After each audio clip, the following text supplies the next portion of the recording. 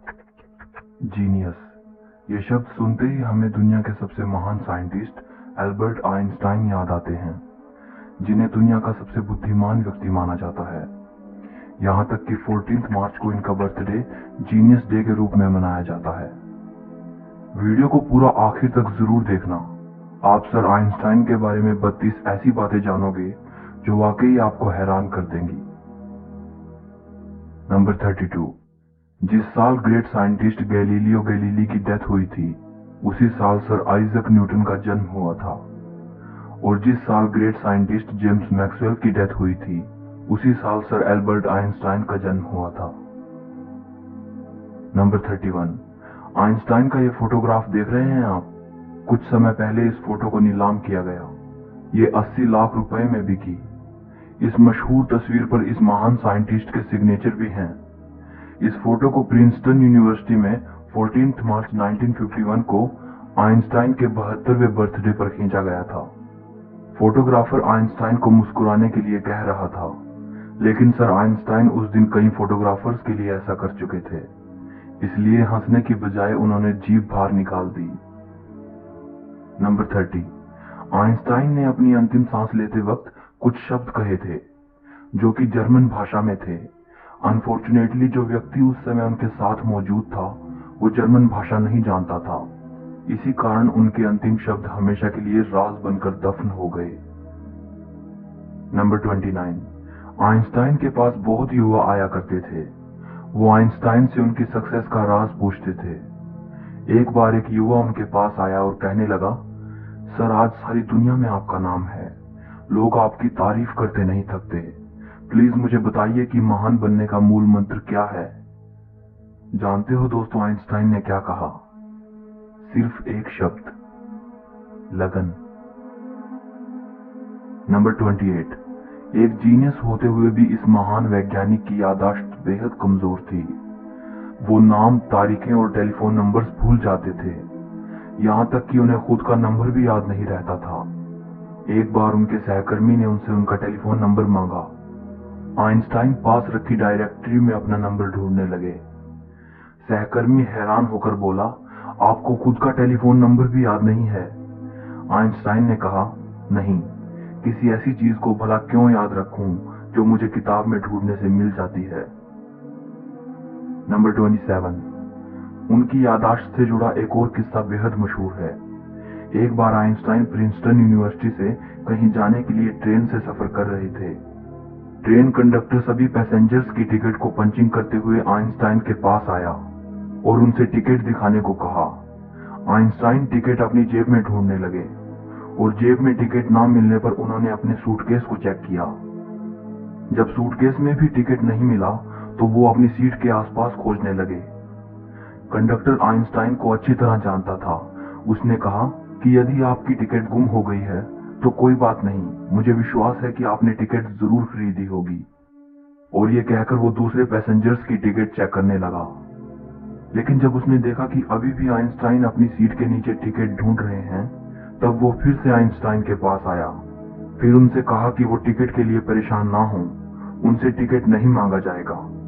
Conductor की यह बात सुनकर आइंस्टाइन ने कहा, वो सब तो ठीक है, लेकिन बिना टिकट के मुझे पता कैसे चलेगा कि मैं जा कहां रहा हूं। नंबर 26। आइंस्टाइन अपनी जनरल और स्पेशल थियरी ऑफ रिलेटिविटी की वजह से पूरी दुनिया में जाने जाते हैं, लेकिन बहुत कम लोग जानते हैं कि 1921 में उनको Nobel prize theory of relativity के लिए नहीं, बल्कि फोटो इलेक्ट्रिक इफेक्ट की खोज के लिए दिया गया था। नंबर 25। आइंस्टाइन के सिद्धांत बेहद मुश्किल थे। उस समय बहुत कम लोग ऐसे थे जो उनके सिद्धांतों को समझ पाए थे। एक बार किसी ने आइंस्टाइन की पत्नी से पूछा, क्या आप अपने पति की थियरी को समझती हैं? नहीं, उन्होंने बड़े आदर से जवाब दिया, लेकिन मैं अपने पति को समझती हूं और उन पर भरोसा किया जा सकता है। नंबर 24। आइंस्टाइन को बाल कटवाना बिल्कुल पसंद नहीं था। उनके बाल हमेशा बिना कंघी किए होते थे। आज आइंस्टाइन का बिना कंघी किया हुआ hair style genius hair style के रूप में देखा जाता है। नंबर 23। इतने बड़े साइंटिस्ट होने के बावजूद भी वे कार चलाना नहीं जानते थे और समुद्री यात्रा उन्हें बहुत पसंद थी, पर तैरना नहीं आता था। नंबर 22, सर आइंस्टाइन को जुराबे पहनना बिल्कुल पसंद नहीं था। एक बार अपने बचपन के बारे में बताते हुए वो बोले, मेरे पैर की उंगलियां इतनी बड़ी थी कि बचपन में हमेशा मेरी जुराबें फट जाया करती थी। मैं इस बात से इतना परेशान रहता था कि मैंने जुराबें पहनना ही छोड़ दी। सर आइंस्टाइन को किसी के भी सामने बहुत अच्छी तरह ड्रेसअप होना पसंद नहीं था, फिर चाहे वे परिचित के बीच में हो या अपरिचित के, उन्हें कोई फर्क नहीं पड़ता था।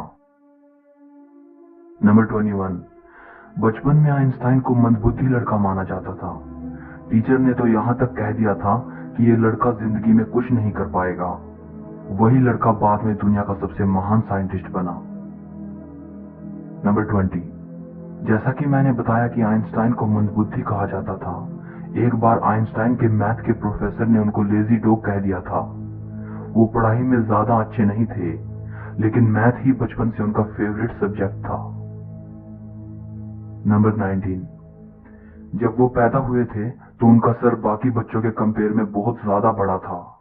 डॉक्टर्स ने उन्हें मानसिक तौर पर विकलांग कह दिया था। 7 साल का होने से पहले पढ़ना शुरू नहीं किया था।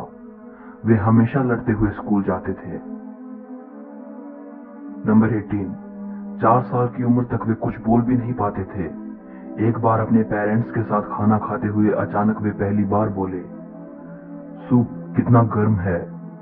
यह सुनने के बाद उनके पेरेंट्स की हैरानी का ठिकाना न रहा। नंबर 17, आइंस्टाइन को साइंस में इंटरेस्ट तब हुआ जब वो 5 साल के थे और उनके पिता ने उन्हें एक कंपास लाकर दिया। वे इस बात से हैरान थे कि कौन सी शक्ति नीडल पॉइंट को एक डायरेक्शन में रखती है। बस यहीं से उनके अंदर साइंस को लेकर इंटरेस्ट पैदा हो गया। नंबर 16, अमेरिका की विश्व विख्यात टाइम्स मैगजीन ने 1999 में एल्बर्ट आइंस्टाइन को पर्सन ऑफ द सेंचुरी, 20वीं सदी का सबसे महान व्यक्ति करार दिया था। नंबर 15, साल 1952 में आइंस्टाइन को इजराइल का राष्ट्रपति बनने का ऑफर आया, लेकिन उन्होंने ये कहकर ऑफर के लिए मना कर दिया कि वे पॉलिटिक्स के लिए नहीं बने, बल्कि साइंस के लिए बने हैं। नंबर 14, आपका फेवरेट साइंटिस्ट कौन है? शायद आप में से बहुत लोगों के फेवरेट आइंस्टाइन ही हों, बट क्या आप जानते हैं कि आइंस्टाइन के फेवरेट साइंटिस्ट कौन थे? Galileo Galilei. नंबर 13, पशु पक्षियों से उन्हें बेहद लगाव था। घर में उन्होंने एक बिल्ली पाली थी जो बारिश के मौसम में हमेशा उदास रहा करती थी।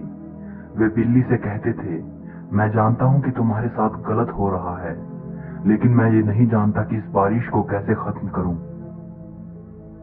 नंबर 12, आइंस्टाइन को सिगार पीना बहुत पसंद था। आप उनके कई फोटोग्राफ्स में उन्हें सिगार पीते देख सकते हो। एक बार वे जल यात्रा के दौरान नदी में गिर गए और बाहर निकले तो पूरी तरह भीग चुके थे, लेकिन इस दौरान भी उन्होंने बड़ी हिफाजत से अपनी पाइप को बचाए रखा।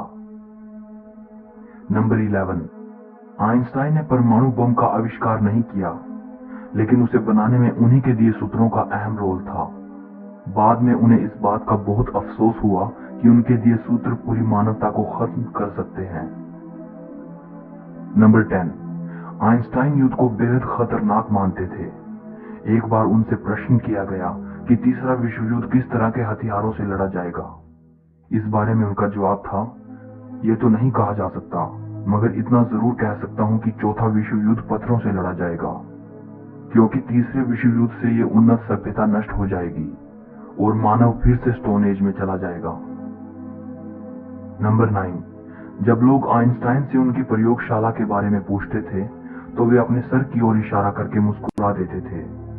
एक साइंटिस्ट ने उनसे उनके सबसे जरूरी उपकरण के बारे में पूछा तो उन्होंने अपना फाउंटेन पेन दिखाया।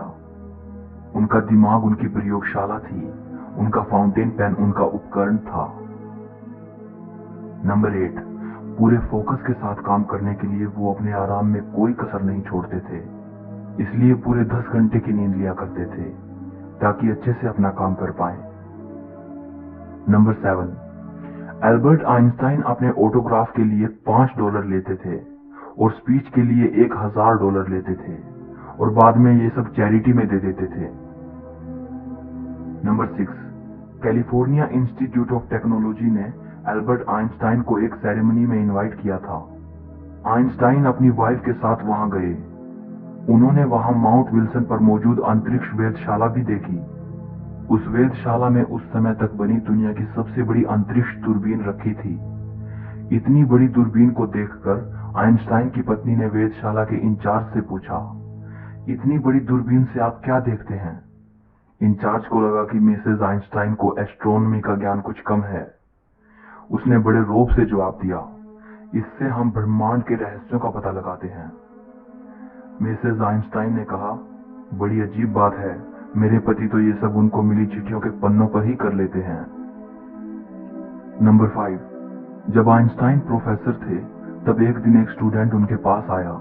वो बोला, इस साल की परीक्षा में वही प्रश्न आए हैं जो पिछले साल की परीक्षा में आए थे। आइंस्टाइन ने कहा, हाँ, लेकिन इस साल उत्तर बदल गए हैं। नंबर 4, आइंस्टाइन का एक पत्र जिसमें उन्होंने ईश्वर और धर्म को लेकर अपने विचार लिखे थे 20 करोड़ 38 लाख रुपए में बिका। यह पत्र उन्होंने अपनी मृत्यु से 1 साल पहले लिखा था। 2 पन्नों का यह पत्र 3 जनवरी 1954 को जर्मनी के दार्शनिक एरिक गटकाइंड को लिखा गया था, जिन्होंने आइंस्टाइन को अपनी नई book choose life the biblical call to revolt पढ़ने के लिए भेजी थी। इस बुक के जवाब के तौर पर आइंस्टाइन ने एरिक को यह पत्र लिखा था।